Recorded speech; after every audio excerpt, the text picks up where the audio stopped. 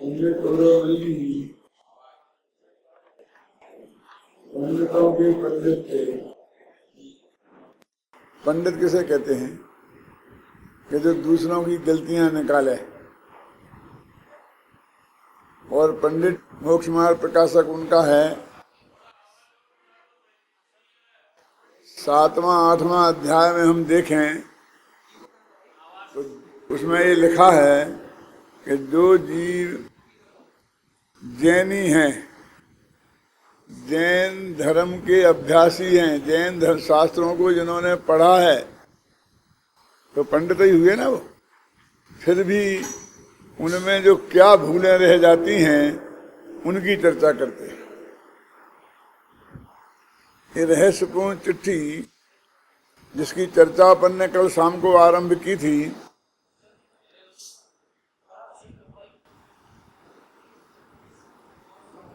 जो कल अपन ने पढ़ा था कि यहाँ यथासंभव आनंद है, तुम्हारे चिदानंद घन के अनुभव से सहजानंद की वृद्धि चाहिए।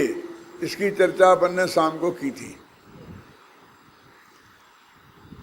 इसके ऊपर भी एक विशेषण है कि जिन भाइयों को ये पत्र लिखा गया उनके लिए पंडित जी ने एक विशेषण लगाया, अध्यात्म रस रोचक।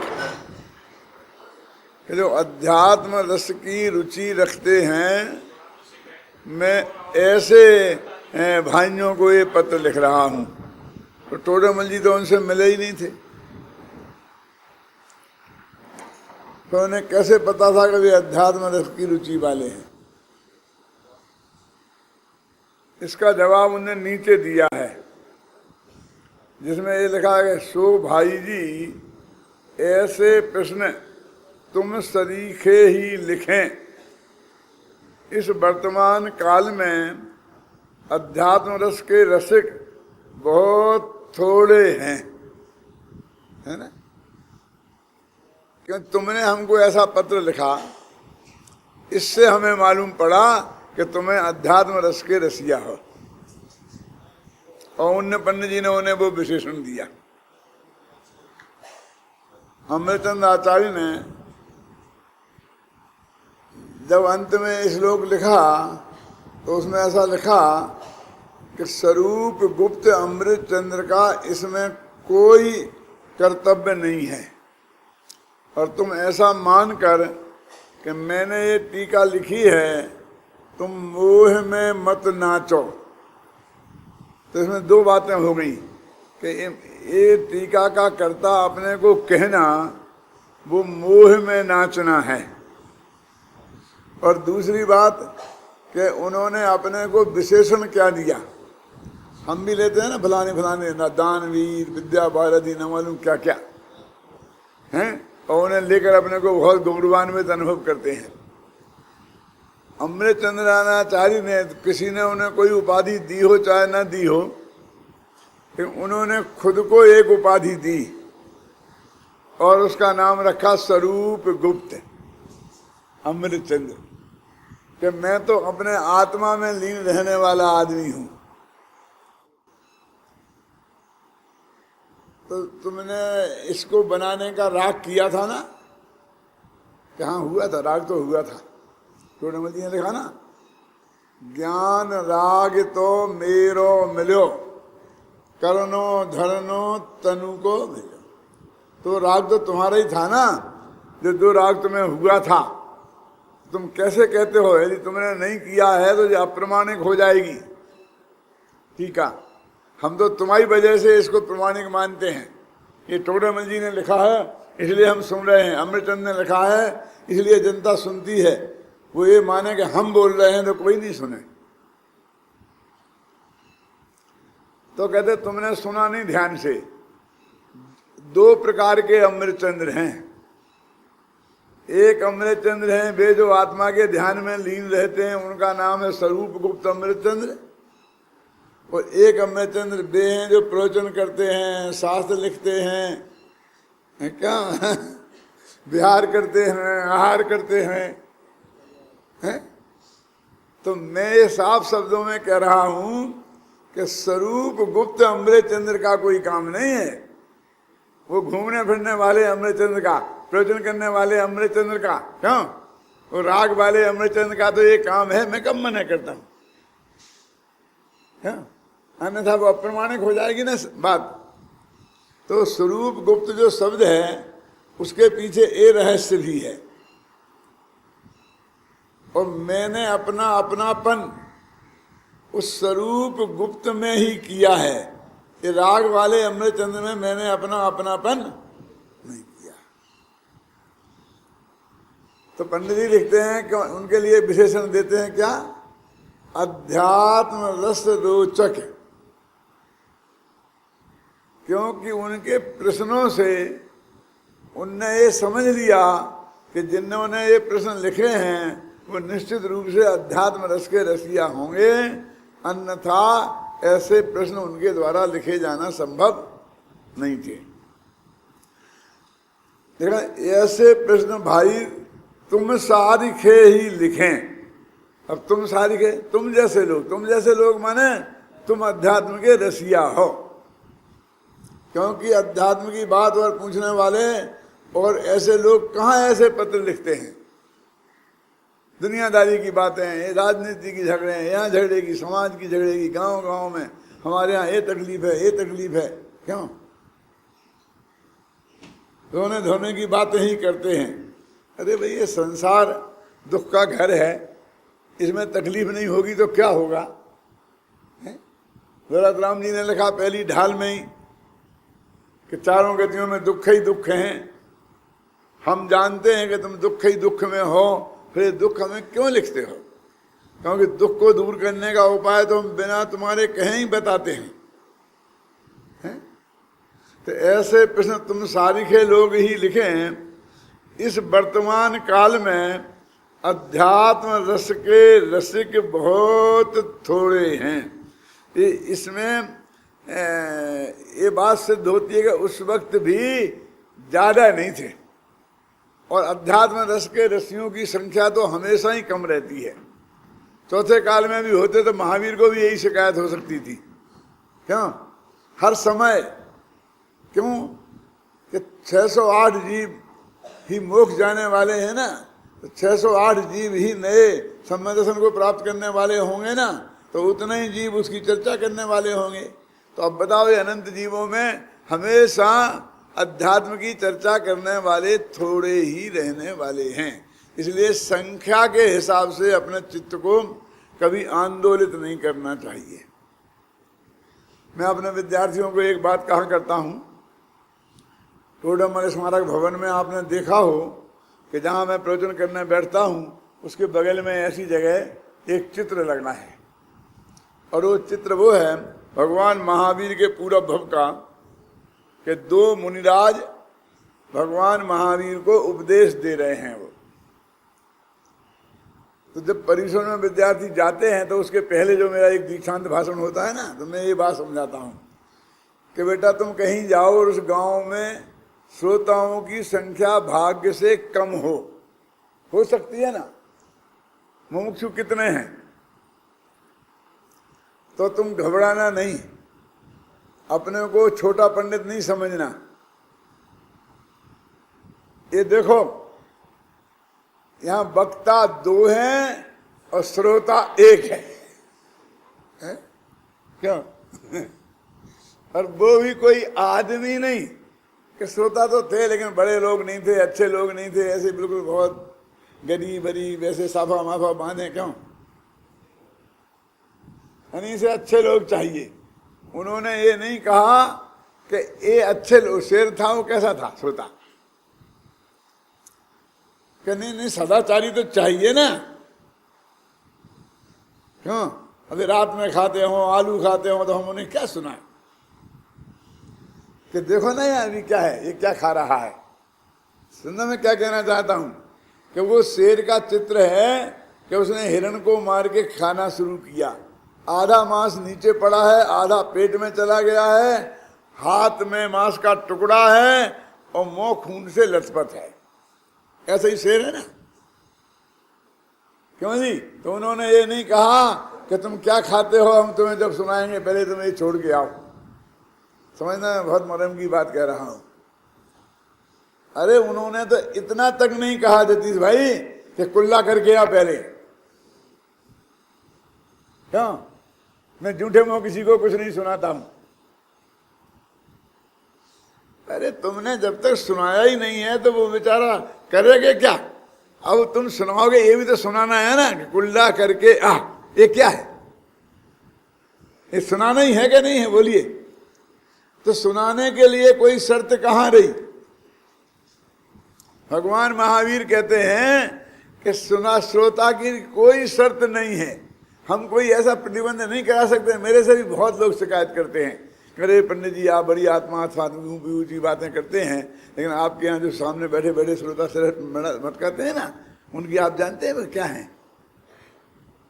कि हमें जानना भी नहीं है, क्योंकि हम जानते हैं तुम क्या कहने वाले हो। वे क्या है और क्या नहीं है ये बात की बात है, लेकिन तुम क्या कहना चाहते हो वो हमारे को हमें पहले पता है। 100 दफे सुन चुके हैं, तुम 101 में हो।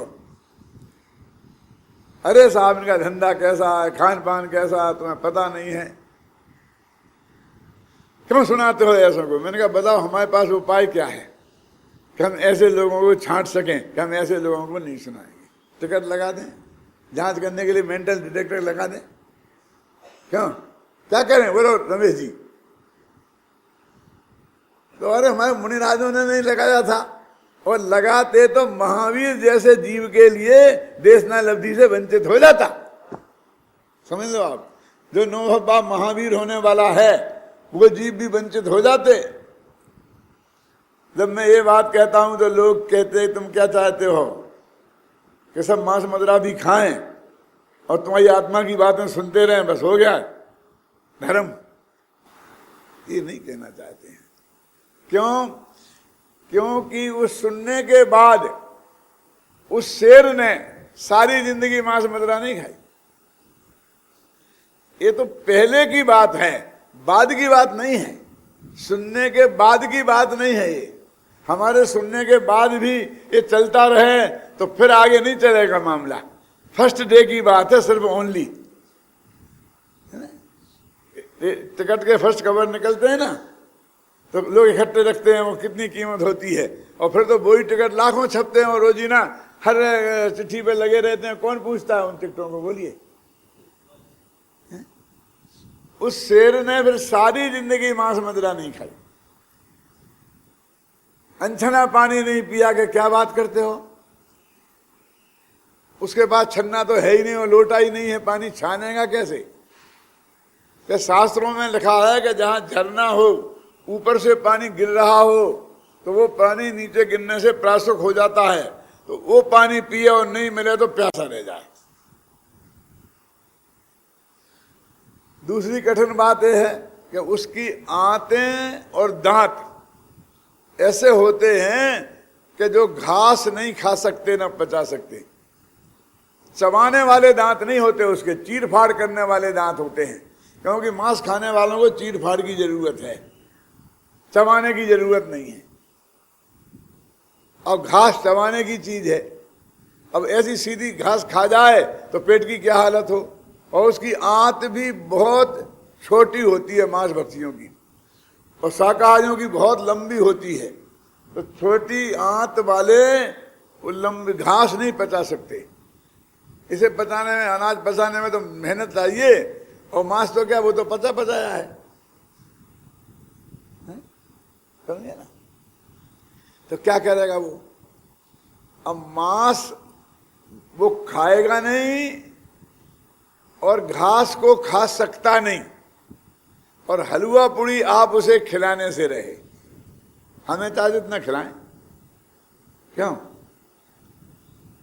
कि हम खाते खाते अस्पताल पहुंच जाएं, लेकिन शेर को तो कोई खिलाने वाला नहीं है। सोचो आपका उसका जीवन बाकी कैसा रहा होगा। शास्त्रों में आता है उसका वर्णन, अणुवृद्धा ले लिए उसने।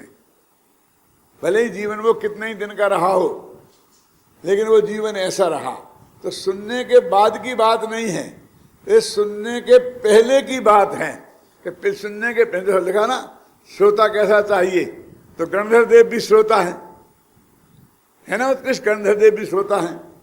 तो सब श्रोताओं की बात नहीं है, लेकिन फर्स्ट डे की बात है। तो मैं उनसे कहता हूं भाई कि ऐसी सभा मिले तब तक घबराने की जरूरत नहीं है। अब मैं आपसे एक बात पूछता हूं, एक सभा में लाखों लोग इकट्ठे होते हैं, है ना अभी, और एक सभा वो थी, कौन सभा अच्छी,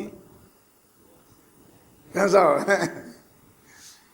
उसके बाद वो जीव सम्यक दर्शन लेके उठा, और ये लाख लाख वाले का एक भी सम्यक दर्शन सारी जिंदगी में नहीं हुआ। रोजीना लाख की सभा, मैं भगवान महावीर को चौराहे पे खड़ा कर दूंगा।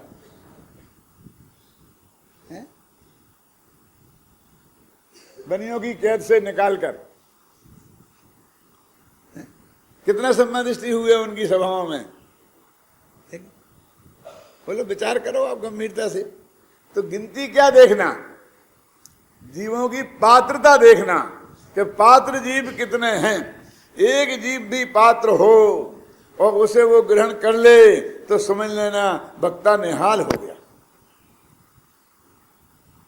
पूज्य गुरुदेव श्री थे, 5 लाख उनके श्रोता हैं, उनसे वो निहाल नहीं हुए हैं, वो निहाल भाई जैसे श्रोताओं से निहाल हुए हैं। क्यों कि पहली दफा सुना कि राग से भिन्न भगवान आत्मा, तो उसकी धुन लग गई, सोए ही नहीं, और सुबह जब कोठरी के बाहर निकले तो सम्यक दर्शन लेके निकले। गुरुदेव श्री फरमाते थे, क्यों बोलो कौन से श्रोता अच्छे, कैसे श्रोता चाहिए? भीड़ को क्यों देखते हो, पात्रता को देखो। और पात्रता का अर्थ नहीं है कि वो कोई बाहर से ढोंग धतूरे वाला हो, वो पात्रता उस शेर में भी पात्रता थी। तो कैसे जाने के शेर में पात्रता थी कि मेढ़े की भांति आंखें फाड़ फाड़ कर देख रहा था मुनिराज को, जब उन्होंने कहा कि समझे ना, तो इसलिए उससे जाने के इसमें पात्रता है कि वो बात कितने ध्यान पूर्वक, कितने रुचि पूर्वक सुन रहा है।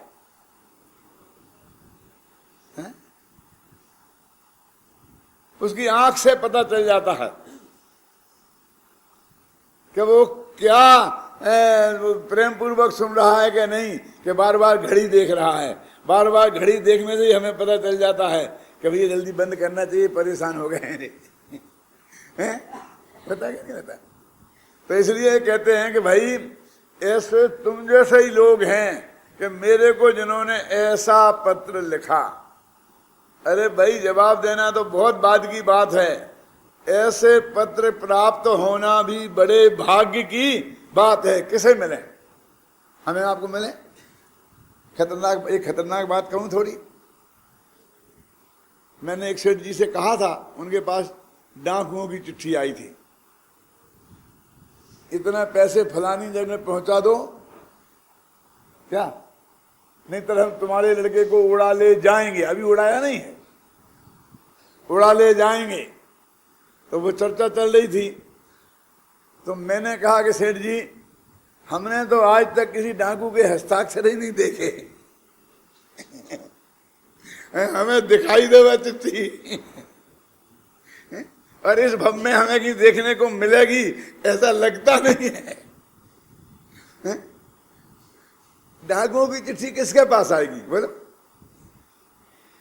सेठों के पास, आपके पास इनकी चिट्ठी आएगी साधर्मी भाइयों की कि हमें आत्मा का अनुभव कैसे हो, परोक्ष आत्मा का अनुभव परोक्ष है कि प्रत्यक्ष है, ये पूछने वालों की चिट्ठियां सेठों के पास जाएंगी बोलो?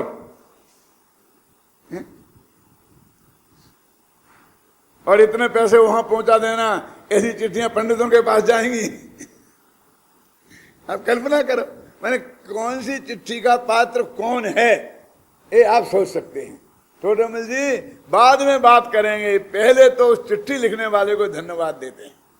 कैसे होंगे वो पत्र लिखने वाले और कैसे होंगे वो जवाब देने वाले कि एक दूसरे पे रीझ रहे हैं।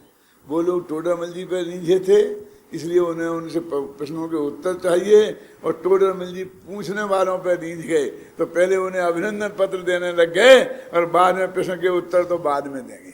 देखो पढ़ता हूं मैं, देखो, सो भाई जी ऐसे प्रश्न तुम सारखे ही लिखें।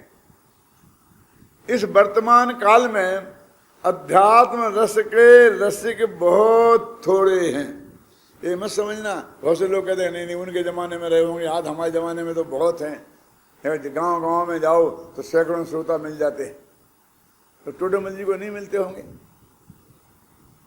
आपने पढ़ा टोडरमल जी को, देखा कहीं? उसमें लिखा है पांडे राजमल जी ने कि यहाँ 500-700 भाई और 400-500 बाइयाँ, ऐसे 1000-1200 व्यक्ति रोजाना पंडित टोडरमल जी की सभा को सुनते हैं। ये तो 12 मासी सभा का रिजल्ट है। उस जमाने में जब स्पीकर नहीं थे, और इंद्रध्वज विधान पत्रिका में मालूम क्या लिखा है कि यहाँ पर देश देश के बहुत लोग आएंगे, तो स्पीकर तो थे नहीं, तो कैसे व्यवस्था होती थी अशोक जी मालूम? कि बीच में पंडित जी बैठते थे और चारों तरफ इंद्रध्वज विधान मरता था ना, तो ऐसे चारों तरफ जनता बैठती थी समोषण जैसी, और यहाँ से लेके जैसे कि वहाँ पर एक 10-20 गज पे एक पंडित खड़ा होता था, फिर यहाँ एक पंडित खड़ा होता था, यहाँ एक पंडित खड़ा होता था, यहाँ एक पंडित टोडरमल जी यहाँ बोलते थे, फिर वे चारों पंडित उसे रिपीट करते थे, समझ गए ना? फिर वहाँ के आगे आगे लोग खड़े थे तो वे सुनते थे और उन्हें रिपीट करते थे। ऐसे एक एक वाक्य बोलते होंगे, फिलो तो आता ही नहीं होगा भाषण का। कि सवाल फिलो का नहीं था, ऐसी रुचि वाले थे कि टकटकी लगाए एक वाक्य उनके मुख से क्या निकला और उसे सुन लेते थे। वे महाभाग्यशाली थे जो पास में बैठ जाते थे और डायरेक्ट उनके मुख से सुन लेते थे।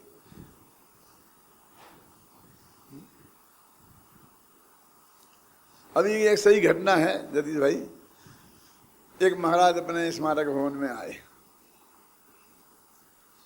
निमंत्रण देने तो हम कहीं नहीं जाते हैं, लेकिन आते सब हैं जो आते हैं देखने के लिए। हम सबको बैठालते हैं, प्यार करते हैं, स्वागत करते हैं, उनका व्याख्यान कहा, विद्यार्थियों को आशीर्वाद दो। तो उन्होंने क्या बोला मालूम आपको? उन्होंने ये बोला कि तुम बड़े भाग्यशाली हो कि तुमको डॉक्टर साहब से पढ़ने को मिल रहा है, हमें तो इनके विद्यार्थियों से पढ़ना पड़ रहा है। अपना श्रेयांश पढ़ाने जाता है उन्हें, जतीश भाई का सहपाठी डॉक्टर श्रेयांश है, वो उन्हें प्रवचनसार पढ़ाने जाता है। ये कहा कि तुम में पढ़ लो भाई, तुमको इतना भाग्य उदय है तुम्हारे, हमको तो इनसे पढ़ना पड़ता है। चित्त में बातें हैं, जैसे मैंने बताया विद्यानंद जी महाराज ने बुलाया कि हमें समय सार सुनना है, आपके मुख से सुनना है, और हमें अभी किसी के मुख से नहीं सुनना और कुछ नहीं सुनना है। हर पंडितों को प्रतिबंध, 50 पंडित बैठे थे, लेकिन आप एक शब्द नहीं बोल सकते बीच में। बस पंडित जी बोलेंगे और यदि कोई पूछने का विकल्प आएगा तो मैं पूछूंगा।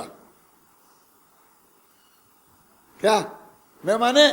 वे महाराज जी, क्योंकि मैंने अपने लिए बुलाया है और मेरे गुरु ने मेरे से ऐसा कहा था। ये विद्यानंद जी के साथ बोल रहा हूं, कैसेट में है मेरे पास, इसने बनाई थी फिल्म,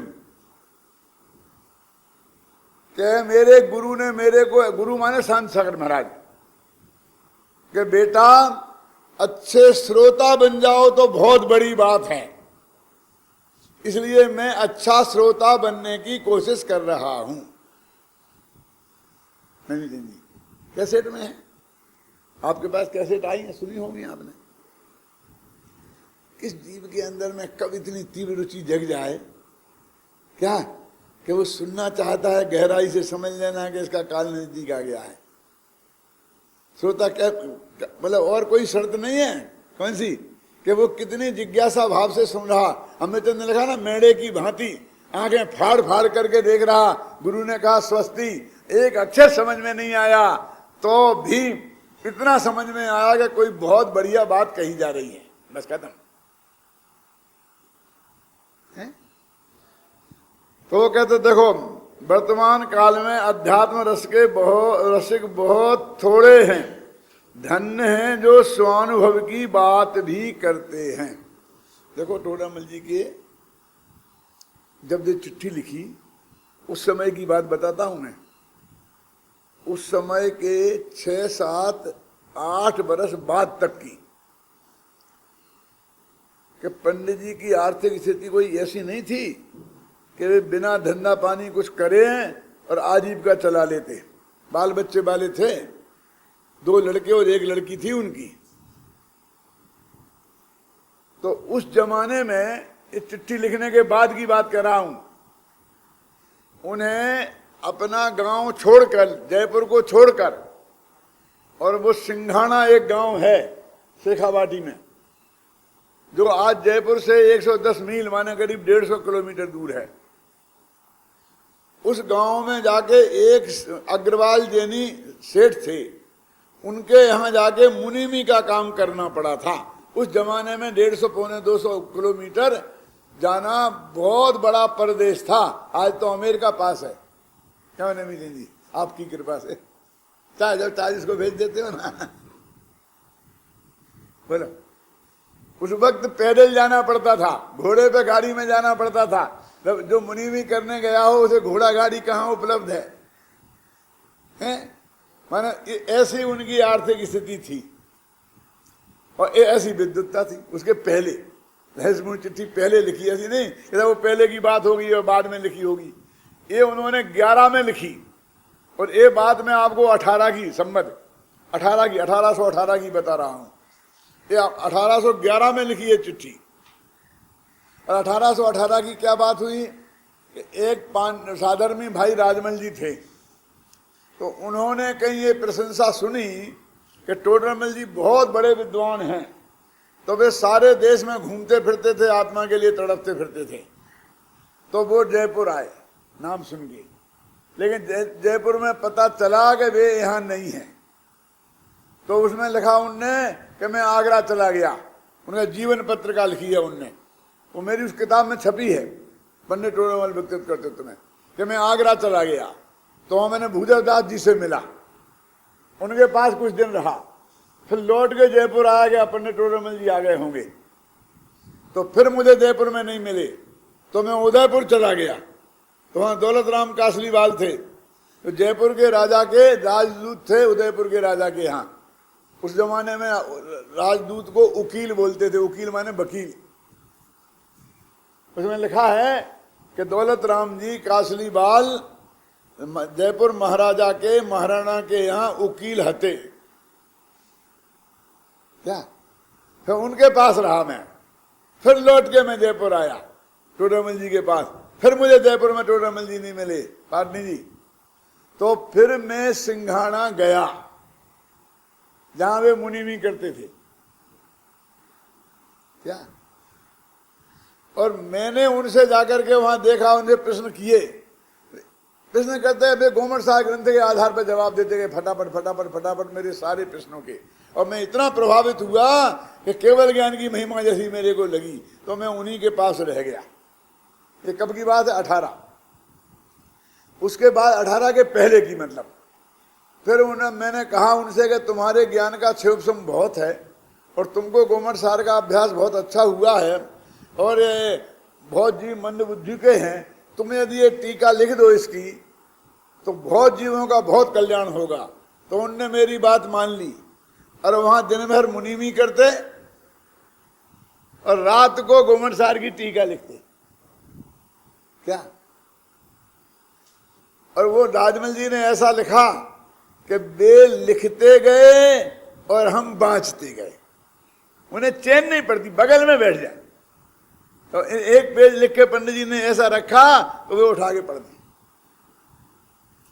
वो लिखते गए और हम बाँचते गए। सारी व्यवस्था उनकी, एक गिलास पानी पीना हो तो वो ब्रह्मचारी जी लाके देते थे। वे ब्रह्मचारी थे, ये गृहस्थ थे। फिर वो पूरी हो गई 18 में, मैंने 15 से करीब लिखना शुरू किया होगा। 11 में चिट्ठी लिखी, 15 में वो टीका लिखना शुरू करी और 18 में पूरी हुई।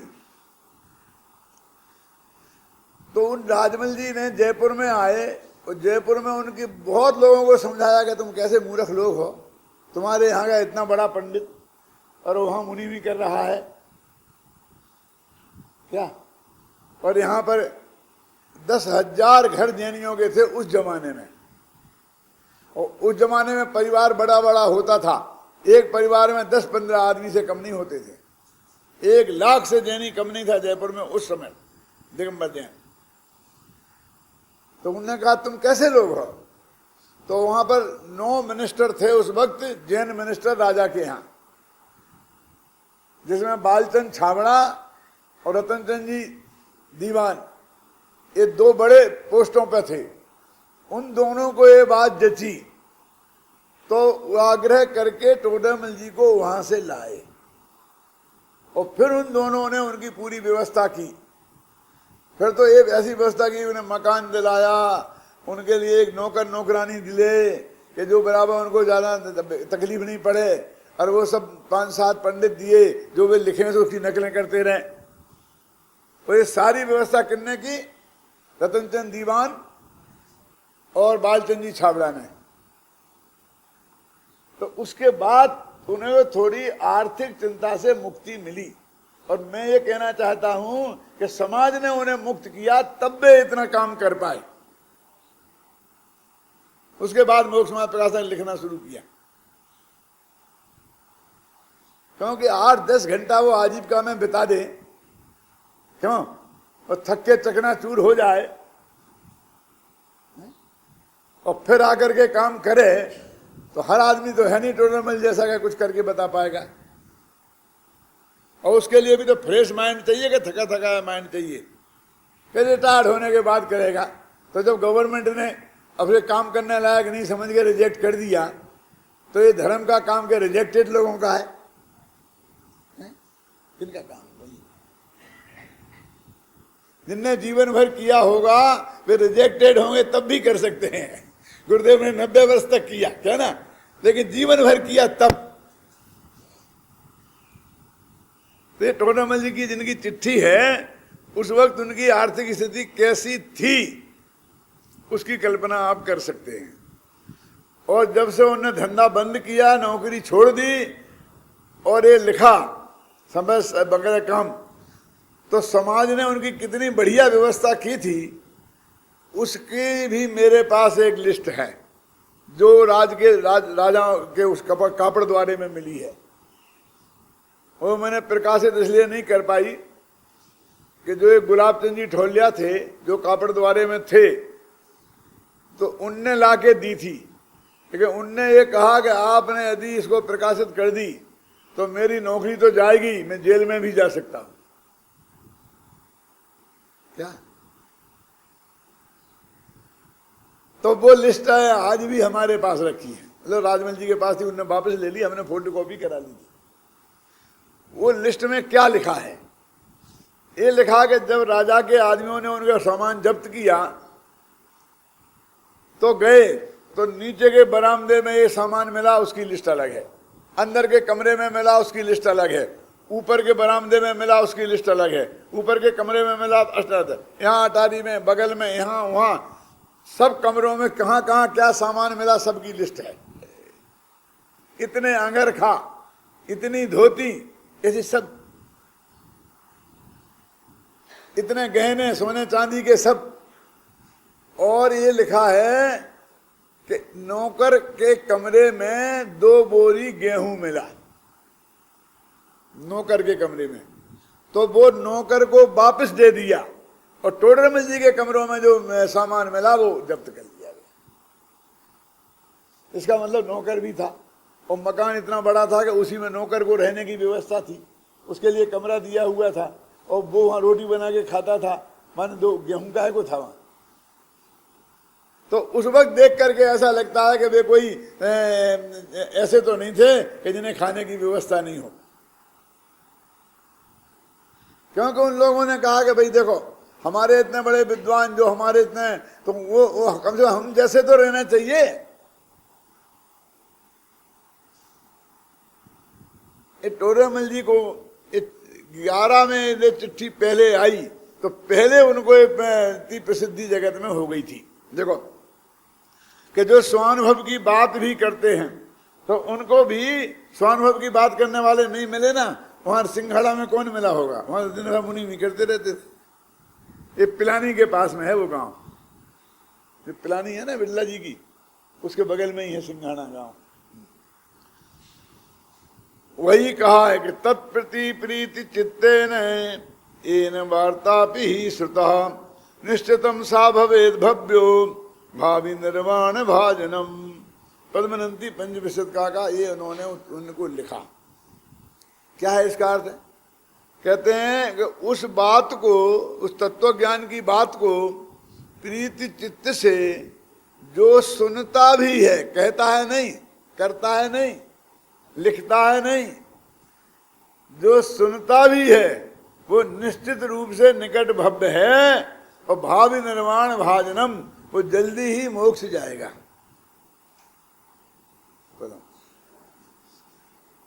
पंडित जी कहते हैं कि बात करते हैं, ऊपर तो क्या बात थी, जो ऐसी बात करते हैं वे धन्य हैं, लिखा था ना। स्वानुभव की बात भी कर, धन्य है वे जो स्वानुभव की बात भी करते हैं। तो एक देना चाहिए था करने वालों का उदाहरण, लेकिन नीचे जो तर्क दिया वो सुनने वालों का दिया, क्योंकि वो करने वाले और सुनने वाले में, करने वाला जरा महान है ना, बड़ा है ना, और सुनने वाला अपेक्षाकृत छोटा है। तो कहते जिसने सुनी भी है प्रेम पूर्वक वो निश्चित भव्य है। हम भव्य होंगे क्या भव्य, में हम भव्य होंगे क्या भव्य, तुम्हें पता लग जाएगा।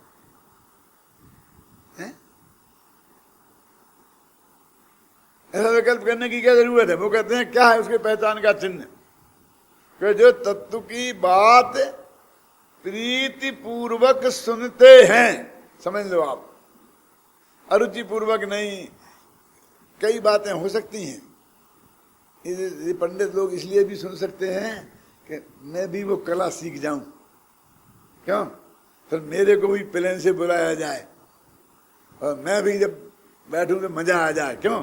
ये ऐसे लोग से भी सुन सकते हैं, कोई मेरी समाज में प्रतिष्ठा बढ़ जाए, ऐसे लोग से भी सुन सकते हैं। अब क्या करें, मैं मंदिर का प्रेसिडेंट हूं तो मुझे तो जाके ड्यूटी देनी ही पड़ेगी, क्यों। बहुत टोडरमल जी ने बहुत लिखे 7वें अध्याय में कैसे कैसे लोग भी हो सकते हैं। ये जो सुनने श्रोताओं में कैसे कैसे लोग भी बैठे हो सकते हैं, ख्याल में है ना। मैं एक सही घटना याद आती है मुझे, जब मैं सबसे पहले जयपुर आया प्रवचन करने के लिए इंदौर से पर्यूषण में, तो मेरी व्यवस्था का काम गोदका जी ने अपने एक बहुत पुराने दोस्त को सौंपा, उनके बचपन के दोस्त को, और वे ही वो मंदिर की पूजा वगैरह का काम भी देखते थे। अब उनका स्वर्गवास हो गया है तो नाम मैं नहीं बताऊंगा आपको। तो क्या होता था कि जब मेरी सब व्यवस्था करते थे और जब प्रवचन शुरू होता था तो वे चले जाते थे शहर में, और जब शाम को शहर में होता था तो इधर आ जाते। तो पूरे 10 दिन तक उन्होंने व्यवस्था की, लेकिन 10 दिन में एक वाक्य भी उनके कान में नहीं पड़ा। भाग्य से उसके बाद गोदका जी ने मुझे वहीं रोक लिया और मैं वहीं रह गया। तो मुझे बाद में मालूम पड़ा कि मैंने उनसे कहा तो वो पहचानते ही नहीं थे कि पंडित कौन है। हम 7 आदमी गए थे, रमेश जी 7 आदमी गए थे, तो हम ठहरे थे साथ में। तो एक मेरे दोस्त जो थे तो वो दिन भर काली टोपी लगा रहते थे, और मैं तो प्रवचन में ही टोपी लगाता हूँ, बाकी तो टाइम पे ऐसे ही रहता हूँ, ख्याल में है ना। तो वो मुझे नहीं, उन्हें पंडित समझते थे। वो है ना हीरालाल जी दोषी इंदौर में, आप जानते हैं सतीश भाई, तो उन्हें पंडित समझते थे। तो मैं उनसे कोई काम की कहता हूँ थोड़ा तो टल्ला लगा देते, अब वो कहते तो बराबर दौड़ दौड़ के करते। 2-4 दफे ऐसा हो गया। तो मैंने उनसे कहा कि हीरालाल जी आप जाके कहो। बोले आप नहीं बोल सकते थे, मेरे जरा बहुत नजदीक के दोस्त थे, मैं तू जिनके साथ चलती है ना, ऐसे दोस्त होते हैं ना, हैं। बोले आप इतनी सी बात नहीं बोल सकते, ये भी मैं करूं। वो ऐसे दोस्त थे मेरे कि मैं इंदौर में जितने दिन रहा, बाजार से रोजाना सब्जी लाने का, गेहूं लाने का, आटा लाने का, चावल लाने का, सारी ड्यूटी उनकी थी मेरे घर में लाने। मैंने कुछ नहीं किया, वो सब काम करते थे मित्रता के नाते, और कुछ नहीं। आप नहीं कह सकते हो। मैंने कहा मैं कहूं तो मेरी मन सुनते कहाँ है? क्यों? तो पंडित जी तो आप हैं। क्यों भाई, मेरी समझ में नहीं आता क्यों है। तो फिर उनने पता लगाया कि जब यहाँ प्रवचन होता है तब शहर में चले जाते हैं, जब शहर में होता है तो कुछ कुछ ऐसे व्यवस्थापक भी होते हैं कि नहीं होते हैं? गुरुदेव इसलिए तो कहते थे पहले सामने बैठा देते। पंच कल्याणक हो चाहे कुछ भी हो, वो मंत्री हो चाहे सौधर्म इंद्र हो, क्यों? जब तक वो सामने नहीं बैठे तब तक प्रवचन शुरू नहीं होगा। जो होता हो दुनिया में हो जाए, 1 घंटा की ड्यूटी तुम्हारी इधर की है। क्यों? तो कहते हैं कि श्रोता कैसे?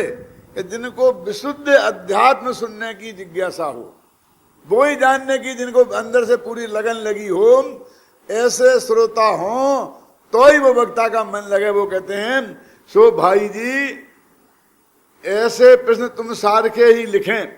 इस वर्तमान काल में अध्यात्म रस के रसिक बहुत थोड़े हैं। धन्य हैं जो स्वानुभव की बात भी करते हैं। तत्प्रति प्रीति चित्ते ने, जिस जीव ने प्रसन्न चित्त से इस चैतन्य स्वरूप आत्मा की बात भी सुनी है, वह निश्चय से भव्य है और अल्प काल में ही मोक्ष का पात्र है। सो भाई जी, तुमने प्रश्न लिखे, उनके उत्तर अपनी बुद्धि अनुसार कुछ लिखते हैं। अभी तक तो औपचारिकता की बातें चल रही हैं। अब जो अगला व्याख्यान होगा उसमें वो प्रश्नोत्तर शुरू हो जाएंगे, जो उनने लिखे थे और उनके उत्तर। ये न ही मानता देखो कि हमारी बुद्धि है, आपने प्रश्न लिखे और उनके उत्तर हमारी बुद्धि में जैसे समझ में आए हम वैसे लिखते हैं। और अध्यात्म आगम की चर्चा गर्भित पत्र शीघ्र शीघ्र दिया करें। मिलाप तो कभी होगा तब होगा, और निरंतर स्वरूपानुभव का अभ्यास रखो जी। वो कहते हैं कि भाई तुम पत्र लिखना मेरे को बार बार, लेकिन जिसमें अध्यात्म की चर्चा हो, जिसमें आगम की चर्चा हो, ऐसे पत्र लिखना। जिसमें दुनियादारी की चर्चा हो, राजनीति की चर्चा हो, समाज की चर्चा हो, वो पत्र मेरे को मत लिखना। क्या? अध्यात्म और आगम से गर्भित। आगम और अध्यात्म में अंतर समझते हैं? आगम किसे कहते हैं और अध्यात्म किसे कहते हैं जानते हैं? आगम में के 2 भेद हैं, एक आगम और एक परमागम। और परमागम अध्यात्म को बोलते हैं। तो जहाँ करुणानुयोग चरणानुयोग की चर्चा होती है ना, प्रथमानुयोग की, उसे आगम बोलते हैं। और जिसमें अध्यात्म की चर्चा होती है उसे परमागम बोलते हैं। ये समय सार प्रवचन सारी परमागम है, दोमर सारी आगम है। तो आगम और परमागम, आगम और अध्यात्म, इन दोनों की बातें जिसमें हो, ऐसे पत्र तुम मुझे लिखना बार बार। और मिलाप तो जब होगा भाग्याधीन है, कोई मिलाप की कोई गारंटी नहीं है, आज भी नहीं है। तो उस जमाने में तो कितना कठिन था एक जगह से दूसरी जगह जाना, और धर्म के काम के लिए। टोडामल जी के साथ तो मालूम क्या हुआ था कि दक्षिण भारत में मूल बद्री में ये जय धवल महाधवल थे ना, तो पंडित जी ने एक आदमी को 6-7 आदमी भेजे थे कि वहां से ये किताबें लेके आए। तो एक भाई का नाम था डालू राम। तो 7 आदमी गए थे तो 6 ही वापस आए। डालू राम की तो रास्ता में मौत हो गई। फिर भी वो वहां से किताबें लेके आए, शास्त्र लेके आए। और टोडरमल जी ने कन्नड़ भाषा में लिखे थे, तो कन्नड़ भाषा में पढ़ करके भी सुनाते थे टोडरमल। मैंने कन्नड़ भाषा उन्हें बिल्कुल नहीं आती थी, फिर भी उन शास्त्रों को कन्नड़ भाषा में पढ़ करके वो प्रवचन में सुनाते थे। और एक आदमी की रास्ते में ही मौत हो गई थी। मैंने कितना कठिन था किसी शास्त्र को प्राप्त करना कहीं से। ऐसे जमाने में टोडरमल जी ने कितना महान काम किया है, उसकी कल्पना हम कर सकते हैं।